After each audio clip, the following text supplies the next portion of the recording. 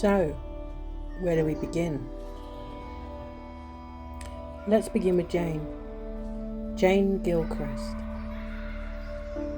She was born in 1892 in St Luke's in Holborn, London. She was the daughter of Edward Charles and Mary Gilcrest. She had 4 older brothers: Edward George, Alfred, Bertie and Frederick, all born between 1881 and 1889. Her father, Edward, was a bookseller, and he was living in Bartholomew Square in London. Sadly, her mother had died. It was then Jane and her brothers, Alfred, Bertie and Frederick, were all admitted to St Luke's workhouse in Holborn.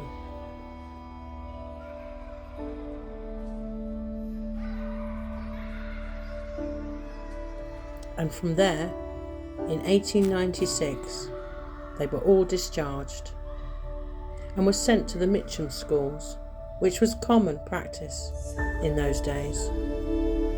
Having completed some education, Jane and her brothers were sent to live with a family in Dorset, having lost touch with their father.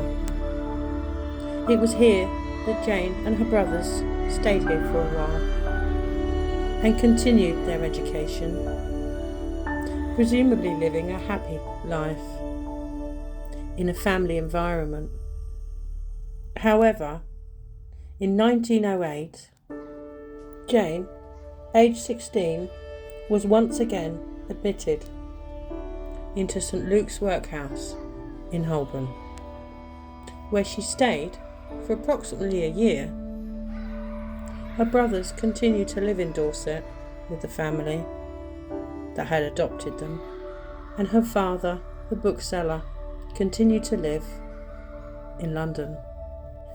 On Friday, the 2nd of April, in 1909, Jane was transferred to the epileptic colony in Epsom. When the 1911 census was taken, Jane, aged 18, Jane was recorded as still being a patient in Epsom. In the infirmity column, it had been recorded that she had been a lunatic since she was 16. She was unmarried and without any occupation. There was no birthplace recorded either. Epilepsy has some dramatic and very obvious symptoms. In the Victorian era, an epileptic seizure was often seen as the body being taken over by some demonic force. Patients suffering from severe epilepsy were often confined to asylums, with people suffering from a wide variety of mental health issues. Victorian doctors believed the cause of these seizures, let's just say, were a romantic deviancy and a romantic desire. Treatments consisted of prescribed diets, living conditions, occasional surgery such as bloodletting, skull trephanations, and medical herbs, even mistletoe. One common medicine that was used was called bromide. Potassium bromide is a salt and was widely used as an anticonvulsant and a sedative. It has a rather bitter taste, especially in high concentration.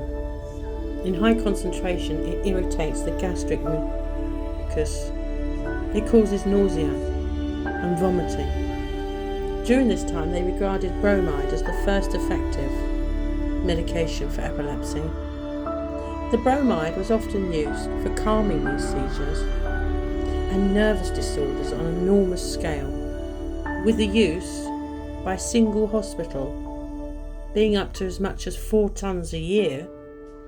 A given dose per patient was just a few grams per day. One of the symptoms of bromide was to dull a person, sedate them, and to give them a boring platitude. Jane sadly died in January 1918. She was just 25 years old when she died in the Yule colony. She's buried in grave number 922B. The B suffix believed to be the grave was reused above someone else. She was buried in an unmarked grave, and there she lies at Horton Cemetery. May her soul and all the souls of Horton Cemetery rest in peace. Follow my journey on the next edition, and I will tell you the story of Anne Hawkins.